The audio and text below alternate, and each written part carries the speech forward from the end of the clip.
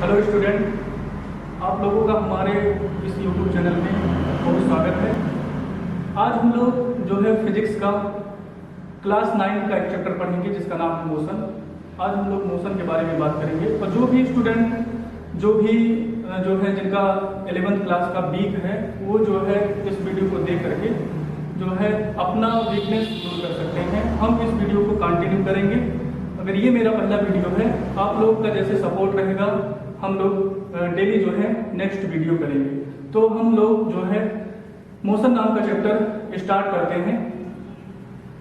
Motion को समझने से पहले हम लोग विरामावस्था को समझते हैं कि विरामावस्था क्या होता है। तो विरामावस्था जिसको इंग्लिश में बोलते हैं रेस्ट पोजीशन। रेस्ट पोजीशन का मतलब होता है कोई भी ऑब्जेक्ट जिस स्टेट में है टाइम के साथ उसमें कोई भी वेरिएशन नहीं आना चाहिए।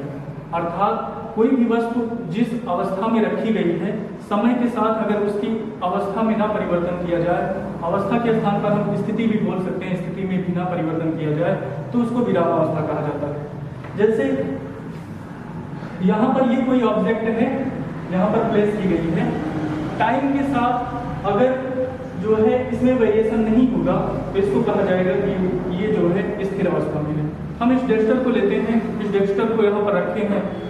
अब जो है समय बीतने के साथ साथ जो है इसकी स्थिति में अगर परिवर्तन ना हो, अगर पूरा वीडियो समाप्त होने के बाद भी ये डेस्टर यहीं पर रखा है तो आप लोग देख करके क्या निष्कर्ष निकालेंगे। तो हमने तो 30 मिनट या फिर जितने भी मिनट का वीडियो बनेगा उतना मिनट तो इस पर दिया, लेकिन इसकी स्थिति में कोई परिवर्तन नहीं हो रहा है। तो ये कहेंगे, अगर आप लोग भी देख रहे हैं डेस्टर को तो कहेंगे कि आप लोग जो है ये स्थिर अवस्था में है।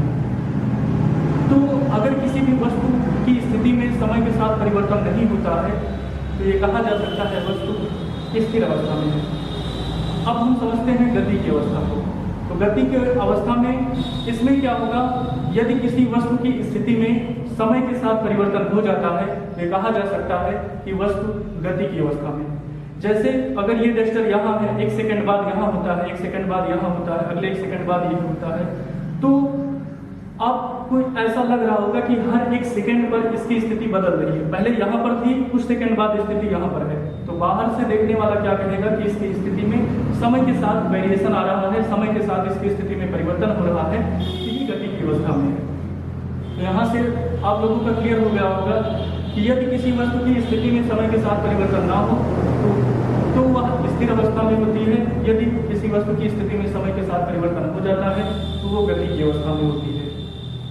अब हम लोग समझते हैं जो है दूरी क्या होती है और विस्थापन क्या होता है। तो दूरी जो है किसी भी वस्तु द्वारा, वो वस्तु जो है कुछ भी हो सकती है, उसके द्वारा जो है जो पथ की लंबाई तय होती है, जो पथ की लंबाई वो तय करता है, उसको अगर हम फीते से या फिर किसी भी मेजरिंग इंस्ट्रूमेंट से माप लेते हैं तो उसकी जो दूरी, उसकी जो लंबाई होती है, पथ की लंबाई, उसी को दूरी कहा जाता है। यहाँ से समझ सकते हैं किसी वस्तु द्वारा तय की गई जो पथ की लंबाई होता है वही दूरी होता है। दूरी के बाद समझते हैं विस्थापन। तो विस्थापन क्या होता है? विस्थापन जो है वस्तु की प्रारंभिक और अंतिम स्थिति पर निर्भर करता है। विस्थापन जो है दूरी का ही रूप होता है।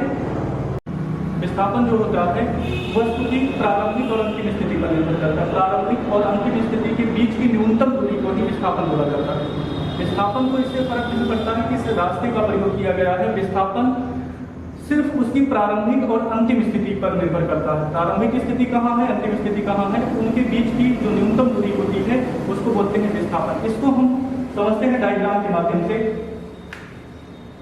यहां से ये क्या हो जाएगा, कोई वस्तु है ए से बी गई, फिर बी से सी गई। ए से बी जाने में मान लेते हैं 8 सेंटीमीटर की दूरी तय की, बी से सी जाने पर 6 सेंटीमीटर की दूरी तय की। तो यहाँ से वस्तु कहाँ पर गई है, ए से वस्तु गई है सी पर। तो किस रास्ते का प्रयोग किया गया है, ए से बी और बी से सी। तो इसको अगर हम देखते हैं तो ये होगा दूरी। तो दूरी बराबर क्या हो जाएगा, दूरी बराबर होगा 8 + 6 कितना हो जाएगा 14। तो यहाँ से दूरी आ जाएगा 14। विस्थापन क्या होगा, प्रारंभिक और अंतिम स्थिति के बीच की दूरी। तो प्रारंभिक स्थिति यहाँ पर है, अंतिम स्थिति यहाँ पर है, इसके बीच की दूरी अगर निकालेंगे तो पाइथागोरस थ्योरम से निकालेंगे तो जो है ये 10 सेंटीमीटर आता है। तो यहाँ से देख सकते हैं कि ये जो है विस्थापन है और ये क्या है, ए से बी गया, बी से सी गया, ये जो है ये दूरी है, तो विस्थापन यहाँ पर कितना हो जाएगा, विस्थापन होगा 10 सेंटीमीटर।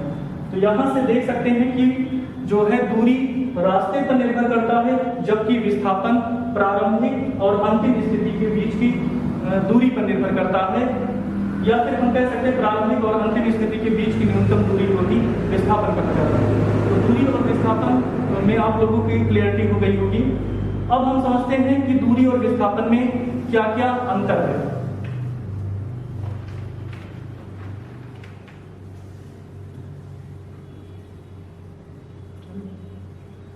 दूरी क्या होती है? दूरी अभी जैसा कि हम पढ़े, किसी वस्तु द्वारा तय की गई पथ की लंबाई को दूरी कहा जाता है। पहला तो यही हो जाएगा। दूसरा, विस्थापन में क्या होगा? विस्थापन में किसी वस्तु द्वारा तय की गई न्यूनतम दूरी या फिर प्रारंभिक और अंतिम स्थिति के बीच की न्यूनतम दूरी को विस्थापन कहा जाता है। दूसरा पॉइंट है कि जो दूरी होती है वो रास्ते पर निर्भर करती है, जबकि जो विस्थापन होता है वो प्रारंभिक और अंतिम स्थिति पर निर्भर करती है। तीसरा पॉइंट अगर देखें कि दूरी जो है रास्ते पर अगर निर्भर कर रही है तो इसको दिशा से कोई मतलब नहीं होता, ये अदिश राशि है। क्योंकि अगर कह दिया जाए 5 किलोमीटर जाओ तो हमें कहाँ पता है किस दिशा में हम जाए, कोई भी डायरेक्शन नहीं पता, बस हमें चलना है, हमें किस रास्ते का प्रयोग करना है इसके बारे में जो है हमें नहीं पता है कि हमें कहाँ जाना है, किस तरीके से, सिर्फ इतना कहा गया हमें 5 किलोमीटर चलना है। तो दूरी जो है वो एक अदिश राशि होती है, जबकि विस्थापन जो है एक सदिश राशि होती है। अगर इसको कहा जाए 5 किलोमीटर पूर्व दिशा में जाना है तो ये जो है विस्थापन हो जाएगा। तो यहाँ तीसरा अंतर ये हो गया, दूरी सदिश राशि होता है, दूरी अदिश राशि होता है, जबकि विस्थापन जो है वो सदिश राशि होता है। अगला पॉइंट देखते हैं कि दूरी हो चाहे विस्थापन हो, दोनों का जो है मात्रक मीटर होता है। अगला पॉइंट देखते हैं कि दूरी का मान जो है वो विस्थापन से बड़ा हो सकता है या फिर बराबर हो सकता है। इसको हम फिर एक डायग्राम के माध्यम से समझते हैं। यहाँ से जैसा कि हमने पहले एक चित्र बनाया था, ए से बी गए, बी से सी पर पहुंचते हैं। तो ए से बी जाने में उसे मान लेते हैं 8 सेंटीमीटर की दूरी लगी है, फिर बी से सी जाने में 6 सेंटीमीटर। तो पाइथागोरस थ्योरम से निकालेंगे फिर 10 सेंटीमीटर आ जाएगा। तो दूरी इसमें कितना होगा? दूरी बराबर 8 सेंटीमीटर प्लस 6 सेंटीमीटर, कितना हो जाएगा? 14 सेंटीमीटर। जबकि विस्थापन क्या होगा? विस्थापन होगा 10 सेंटीमीटर। यहाँ से देख सकते हैं कि दूरी का मान जो है विस्थापन से बड़ा है, दूरी का मान, दूरी ग्रेटर देन विस्थापन। और दूसरा देखते हैं, अगर वस्तु ने सिर्फ इतना ही दूरी तय किया होता, इतना यहाँ ए से बी तक गई होती, तो इस कंडीशन में इसी को दूरी बोला जाता, इसी को विस्थापन। अगर ये मानते हैं 5 सेंटीमीटर है तो दूरी बराबर कितना आ जाएगा? 5 सेंटीमीटर। विस्थापन बराबर कितना आ जाएगा? 5 सेंटीमीटर। तो यहाँ पर देख सकते हैं दूरी किसके बराबर है? विस्थापन के बराबर है। अब इन दोनों को अगर हम इंक्लूड करेंगे तो दूरी ग्रेटर और यहाँ से इक्वल लेंगे विस्थापन, या फिर क्या हो जाएगा? दूरी ग्रेटर इक्वल विस्थापन, यहाँ से दूरी बटे विस्थापन ग्रेटर इक्वल हो जाएगा 1। दूसरा इसमें बना सकते हैं, यहाँ से विस्थापन अपान दूरी, ये क्या होगा? लेस देन 1 होगा या फिर 1 के इक्वल होगा। तो यहाँ से 2 क्वेश्चन बनता है कि दूरी और विस्थापन का अनुपात जो है 1 से बड़ा हो सकता है या फिर 1 के बराबर होता है। दूसरा, विस्थापन और दूरी का अनुपात 1 से छोटा होता है या फिर 1 के बराबर होता है। तो यहाँ से समझ सकते हैं कि दूरी और विस्थापन में ये डिफरेंस आते हैं। अगला डिफरेंस देखते हैं कि दूरी हमेशा पॉजिटिव रहती है, कभी भी दूरी नेगेटिव नहीं हो सकती है, दूरी हमेशा पॉजिटिव होती है, ये बात ध्यान रखना है। विस्थापन में क्या होता है? विस्थापन जो है पॉजिटिव भी हो सकता है। तक आप लोग देख लिए कि दूरी में इतने सारे डिफरेंस हैं, दूरी और विस्थापन में। एक और डिफरेंस जो है ये भी कि दूरी जो है, दूरी की विमा जो है एल होती है, इसको डिफरेंस नहीं, इसको सिमिलरिटी बोल सकते हैं कि दूरी की विमा एल होती है और विस्थापन की विमा भी एल होती है। अब हम लोग 2 मिनट में पूरा रिवाइज कर लेते हैं जो पढ़े हैं। दूरी और विस्थापन में जो भी डिफरेंस है इनको हम जो है 2 मिनट में देख सकते हैं। दूरी अदिश राशि है जबकि विस्थापन सदिश राशि है। दूरी क्या होता है? किसी वस्तु द्वारा तय की गई पथ की लंबाई को दूरी कहा जाता है, जबकि प्रारंभिक और अंतिम स्थिति के बीच की दूरी को विस्थापन कहते हैं।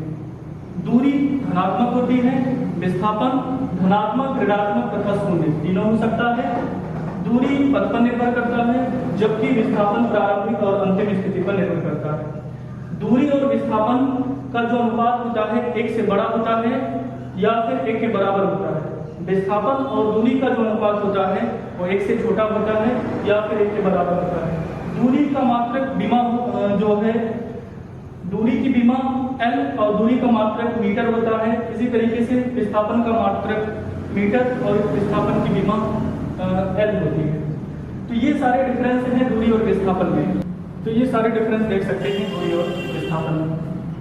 अब इसके बाद हम लोग समझेंगे चाल और जो है वेग के बारे में। अब इसके बाद नेक्स्ट वीडियो जो है चाल और वेग पर रहेगा। तो आप लोगों को दूरी और विस्थापन समझ में आया होगा। अगर ये वीडियो आप लोगों को समझ में आता है तो लाइक, शेयर और सब्सक्राइब करना ना भूलें। साथ ही दूसरी वीडियो जल्द ही अपलोड हो जाएगी चाल और वेग पर। Thank you.